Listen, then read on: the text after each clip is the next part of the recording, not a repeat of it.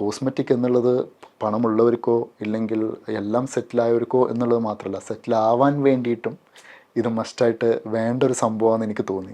So അതുകൊണ്ടാണ് ആ ഒരു ഫ്ലക്ച്വേഷൻസും കാര്യങ്ങളും ബുദ്ധിമുട്ടുള്ളവർക്ക് അതിനനുസരിച്ചുള്ള കാര്യങ്ങളൊക്കെ ചെയ്തു കൊടുത്ത് എന്നെക്കൊണ്ട് കഴിയുന്ന രീതിയിൽ മുന്നിൽ വരുന്നവരല്ലേ ട്രീറ്റ് ചെയ്യാൻ പറ്റൂ, അത് മാക്സിമം ട്രൈ ചെയ്യുന്നുണ്ട്. ബ്യൂട്ടിഫുൾ. അപ്പോൾ ഇതൊക്കെയാണ് ഇതിൻ്റെ ഒരു ബാക്ക് വിജയം. ഹിസ്റ്ററീസ്. വിജയം അത് തന്നെയാണ് ആ ഒരു ഇത് ചെയ്ത് കൊടുക്കുമ്പോൾ.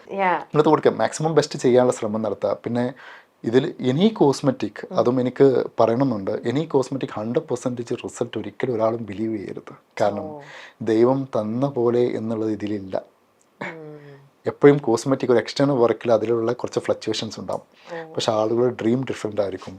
ഇപ്പോൾ എക്സാമ്പിൾ ഹെയർ ട്രാൻസ്പ്ലാന്റ് ചെയ്യാൻ ഒരു പേഷ്യൻ്റ് വന്നു, അവർക്ക് മുടി ബാക്കിൽ നല്ല ക്വാളിറ്റി ഹെയർ ഉണ്ടെങ്കിലേ ക്വാളിറ്റി റിസൾട്ട് കൊടുക്കാൻ പറ്റൂ. അവരെ ക്വാളിറ്റി കുറവാണോ ആ രീതിയിൽ അവർക്ക് എന്താണോ അതേ കൊടുക്കാൻ പറ്റൂ. ഇത് വേറൊരാളത് എടുത്ത് വെക്കാൻ പറ്റുന്നില്ല, വേറൊരു ടെക്സ്ചർ നോക്കി കമ്പാരിസൺ ചെയ്യാൻ പറ്റില്ല. അയ്യോ എനിക്ക് അവരെ പോലെ വേണം, അത് നടക്കുന്നൊരു കേസല്ല.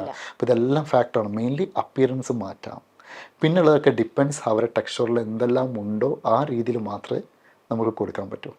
അപ്പോൾ ഇതെല്ലാം ഫാക്ടറാണ്. അപ്പോൾ അതിനാണ് ഫസ്റ്റ് ഒരു ഡോക്ടറെ പോയി കൺസൾട്ട് ചെയ്ത് നിങ്ങളുടെ ഡ്രീമിനനുസരിച്ച് എന്ത് കൊടുക്കാൻ പറ്റും എന്നുള്ളതെല്ലാം എക്സാമിൻ ചെയ്ത് അത് കൺഫർമേഷൻ എടുത്തിട്ട് മാത്രം പ്രൊസീജിയറിൽ പോവുക.